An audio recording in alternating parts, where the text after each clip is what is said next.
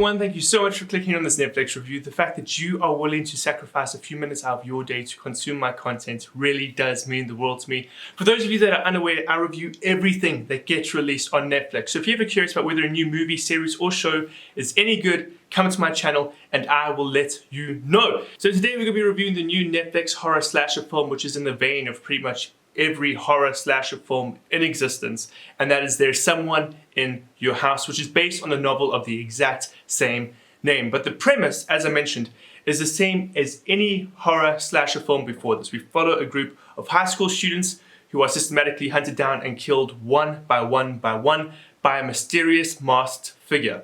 If that sounds like a movie you've watched before, it's because ultimately this movie brings very little to the table in regards to new ideas or original content or themes. So you can definitely sit there watching this movie feeling like everything is expected. And that's the biggest issue for me. You can literally sit there watching this movie for the first time ever feeling like you've actually already watched it.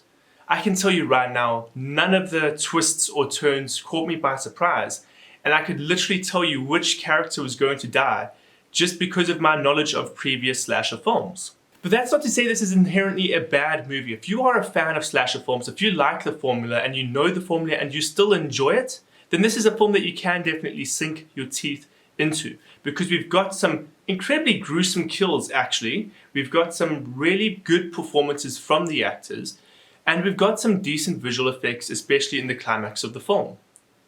So let's just talk about the performances quickly, because I feel like they were arguably the strongest aspects of this film. While the characters are never truly fleshed out and the character development we do get is surface level at best, I think the actors really gave it their all. You could tell that these were actors who were passionate about their performances and wanted to give the best of their abilities. So I applaud them there because they were the highlights of this film.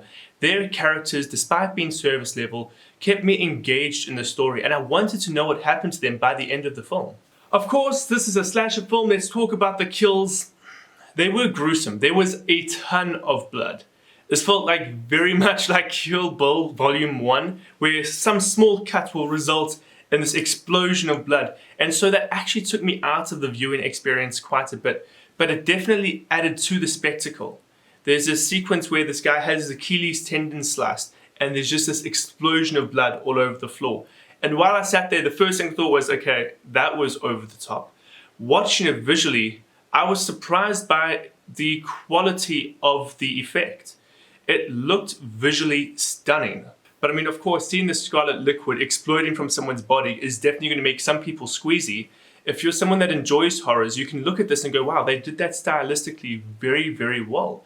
The blood does look realistic and you can feel like, flip, okay, that was blood curdling. But I will say this again, most of these kills are restricted to simple knife stabs. And this is something we've seen in every single slasher movie. We then get onto the slasher himself, we get onto the serial murderer of this film, and I feel like this film falls into the same trap that so many others do, and that is mystifying this villain to such an incredible degree that he feels supernatural. And then when we see who the killer really is, it's such an anticlimax. So I'm just going to be honest, I figured out who the killer was quite a while before it was actually revealed, and I think anyone that's actively following the plot and analyzing character motivation should figure it out as well. And while I think that's a good example of foreshadowing, I think at this point I was just looking for anything in this film that felt new to me. I was looking for some big dramatic twist. And very often, if there's one thing that slasher films can do well, it's either have a slash villain that I wasn't expecting, or someone that is so obvious, like in this one, that it kind of just sucks you out the whole experience because it's been so paint by numbers from the beginning, including the reveal. I mentioned visual effects. The climax of this film was probably the most visually stunning part of this whole movie. And unfortunately, the visuals are the best thing about this movie. It's the only thing that adds tension to the climax. It's the only thing that makes the kills worth watching, is that aggressive amount of blood that they use. And so you're left here watching a movie that I mentioned earlier is paint by numbers. You're going to feel like you've watched it before if you've watched any slasher movie. But guys, let me know your thoughts. I really want to know how you feel about this movie. Did you love it? Did you hate it? Comment down below. Please let me know. Subscribe to my channel if you haven't yet. It would mean the world to me. And I hope to see you guys again in another review.